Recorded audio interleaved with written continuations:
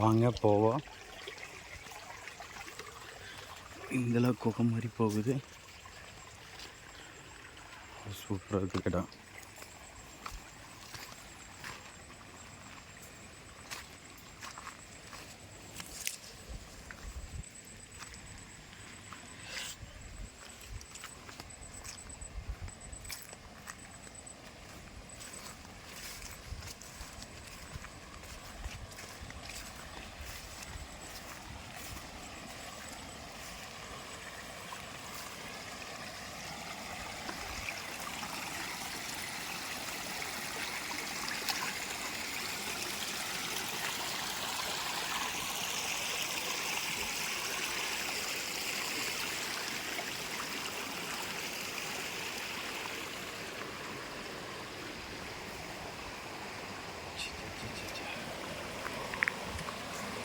பாருங்கள் தண்ணி எப்படி வந்துட்டு இருக்குதுன்னு.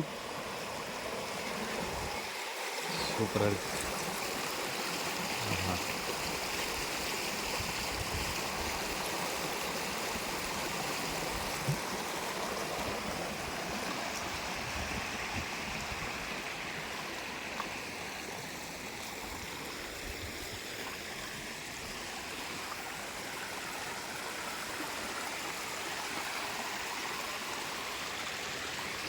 வாங்க இங்கே எதுக்கு வந்திருக்கிறேன்னா,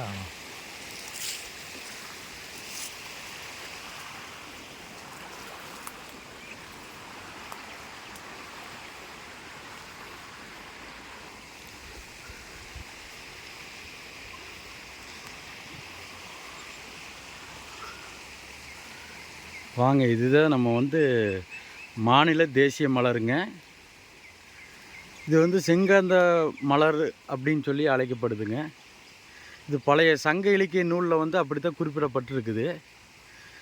இது கீழ்வாதம், கேன்சரு, குடல் புற்றுநோய் மற்ற எல்லாத்துக்கும் மருந்து இது மூலிமா தான் கிடைக்கிதுங்க. இப்போ வெளிநாட்டுக்கு ஏற்றுமதி பண்ணிகிட்டு இருக்கிறாங்க. இது வச்சு கேன்சருக்கு மருந்து கண்டுபிடிச்சி குணப்படுத்திட்டு வர்றாங்க. இது கேன்சருக்கு ரொம்ப அருமருந்துன்னு சொல்லலாம். இதோட விதையே ஒரு கிலோ ஒரு 3000 ரூபாய்க்கு மேலே போகுதுங்க. இந்த பூ பார்த்திங்கன்னா வருஷத்தில் ஒரு தடவை மட்டும்தான் பூக்குதுங்க.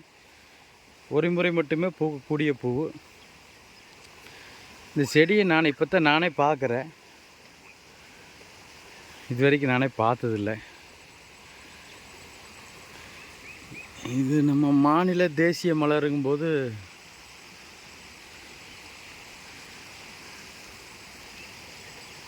எனக்கே ரொம்ப ஆச்சரியமாக இருக்குது.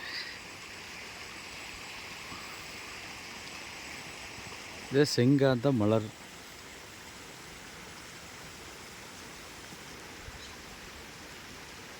பார்த்துக்குங்க. இது வருஷத்தில் ஒரு தடவை தான் பூக்கு. இதே மரத்தில் அடுத்த வருஷம் எப்படி இருக்குதுங்கிறத பார்ப்போம். இந்த மரத்துடைய கிழங்கு, வேருடைய கிழங்கு பயன்படுத்தி அது மருந்துக்கெல்லாம் தயாரிக்கிறாங்க. இந்த பூ பார்த்திங்கன்னா ரொம்ப நச்சுத்தன்மை வாய்ந்தது. மனிதர்களுக்கு, பறவைகளுக்கு, விலங்குகளுக்கு எல்லாத்துக்குமே சாப்பிட்டா ரொம்ப நச்சுத்தன்மை வாய்ந்ததுங்க இந்த பூ. விஷமுள்ளது. ஆனால் அதை வச்சு தான் இப்படி பல்வேறு நோய்களுக்கு மருந்து கண்டுபிடிக்கிறாங்க.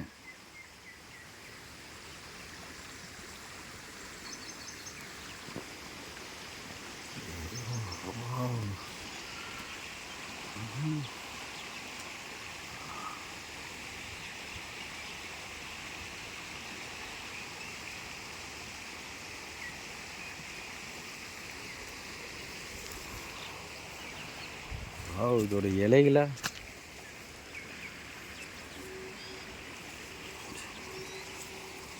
இந்த இலைகளை பாருங்கள்.